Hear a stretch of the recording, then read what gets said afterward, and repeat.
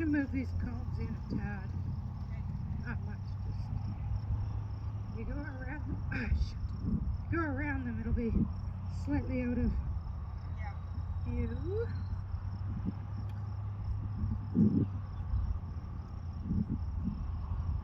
Line them up with the second fence post. Out! You go play with toys. This is why she gets away with digging. Busy filming stuff. Well, to be on the other side there.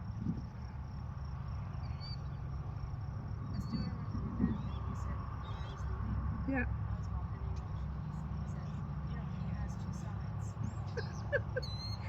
I have to remind people of that this weekend. Okay, so normally your lead rope, you're not driving yet, so you have your lead rope and you're leading them. Alright, good morning. We're going to start with some basic horsemanship 101 before we do our straightness training.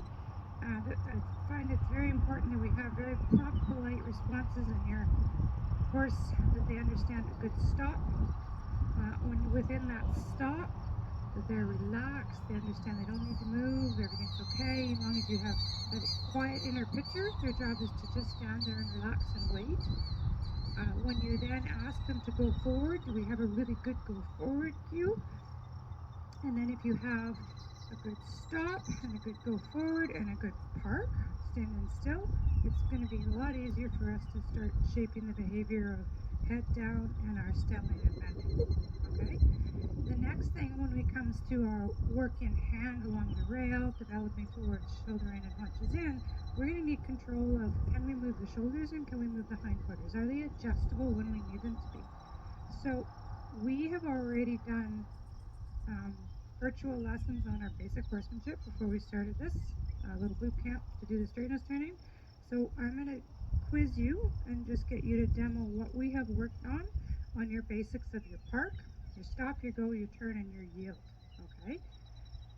Then we can proceed on our next section on the beginning of your straightness training. So this is a little interview about this, or a little introduction on this mare. How old is she? 15. It's a 15-year-old Tennessee Walker mare. Thank you. We're not going to roll. She has bilateral asymmetry, we've noticed, with a recent founder within the last 2 years. She went from one bend at one end of her body to another bend at the other bend. Like she seems to have a left bend at the hindquarters, is that right? And then a right bend at the forehand. She's very vertically imbalanced, especially on the lunge line. It's super both directions. The saddle's always shifting to the right. And of course she has been compensating for her forelegs for on and off for 2 years. So this is a great case study with lots of issues. And she's also had a lot of emotional issues. So she's had a lot of displacement behaviors whenever you're introducing a new topic. So these last couple of virtual lessons that we did prior to this boot camp is making sure that she was relaxed in all states. Anything that you're teaching her to do, we want her to be in a very searching state where she's looking for answers, not reacting and going within herself. And you've done a great job of that already. So I just wanted to let my mentors know that she's already been through quite a bit of the basic horsemanship 101. Okay, so what I'd like to see is show me your park. So can you move away from your horse? She understands that her responsibility is to just stand. She knows that this is a task and it's important to you. And go up to her and rub her and be able to do that on both sides. And it just helps show that she has a very clear understanding that her feet were not asked to move. And that we're looking for a little bit more relaxation. And I love that she's looking at you for answers. Yeah. She's giving you dialogue. And then go up to her and give her a rub. And can you rub her with the tools? So are you able to touch her all over with the extension of your hand, the whip? Because we're going to want to be able to move her shoulder, move her hindquarters, ask her for more. energy or more bigger steps, and it's not going to stress her out that the whip is moving.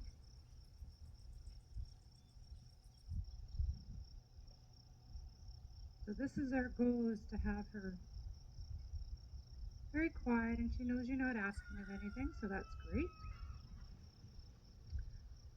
Okay, so now I'd like to see you, I'll stand just out of the way here, I'd like to see you lead your horse towards me about 4 steps, and then you're going to stop and back up 4 steps. So asking for prompt, polite responses. Does she stop quietly? Good girl. And does she back on a light aid? Good girl. Very nice. And a nice release, reward, relax. So she comes off of pressure really well. Good girl. Okay, so can you walk your horse forward a couple of steps? And then yield her hindquarters 180 degrees. Does she move her hindquarters away from pressure? That's a good girl. And release, reward, relax. Excellent. And then can you move her forehand 180 degrees back towards the camera? Excellent. And then give her a reward. Good girl. So super polite. Nice lick and chew. Nice relaxation response. Now the driving leading. So I showed you the triangle of aids of where the whip is held in your right hand towards the hindquarters. You're going to ask her with your leading hand that she goes and does show me 2 circles around those cones, as we have done in our homework. Palm up with your whip hand. And you're just looking that she guides around these circles politely, understands the concept of going forward and around, so that when we go to the lunging, she has a basic understanding. And then can you walk to the next cone and do the next cone?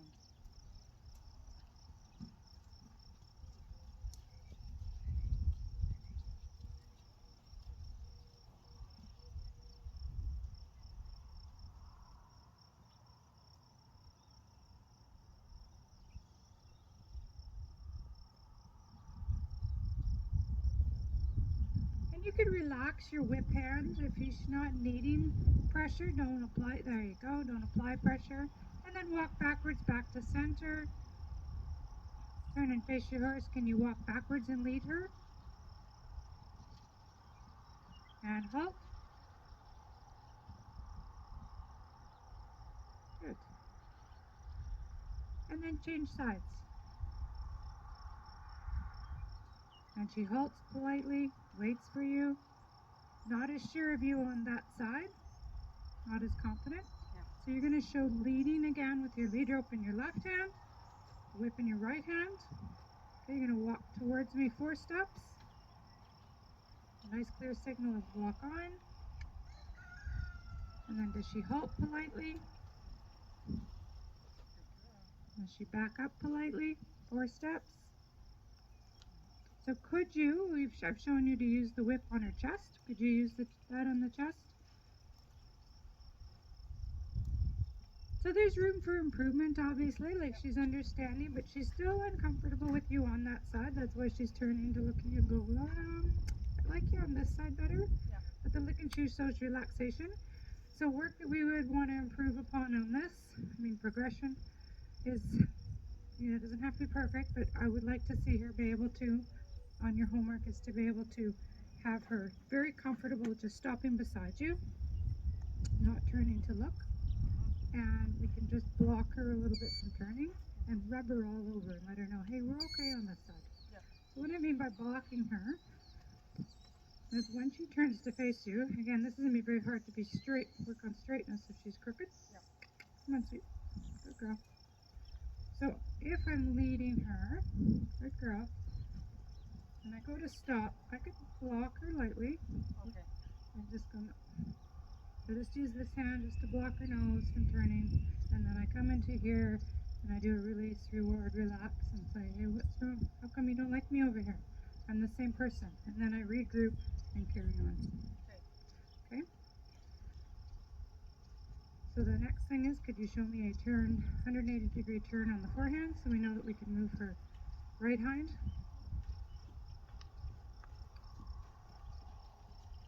Good. And then can you move her forehand 180 degrees? And then you're going to do one circle around each cone in a driving leading. Very nice. So she moves away super prompt and polite. Relax, get that standstill. There we go. Always want her to know that when she's all done, she can just stand. Just wait, you're okay. That's why the standstill is super important. So now I'd like to see you in the driving leading. Can you send your horse? Can you use your whip to guide the hindquarters towards the hand? Show me just one circle around each. Then we'll start at the cone and we'll put the cavesson on. Okay, great. Does she send nicely and politely? Does she understand to come forward? And right there, you could give her a little tickle, like on her shoulder. She's falling into you, so we've worked on, can you move the shoulder over? Just ask that shoulder to be a little, this is where she's falling in. You could just remind her, there you go. So I like to see all of this before we start getting really precise with the cavesson. Can you move that shoulder away again? She's just leaning in a little on you, into your bubble. And that's just due to natural asymmetry. I don't see that she's being in any way pushy. She's just falling in.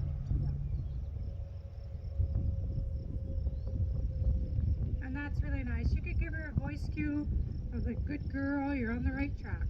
Good girl. Very soft through there, relaxed. And then we're going to halt at the yellow cone. Can you turn and face her? And halt. Excellent. We'll take a quick moment and we'll put on the cavesson.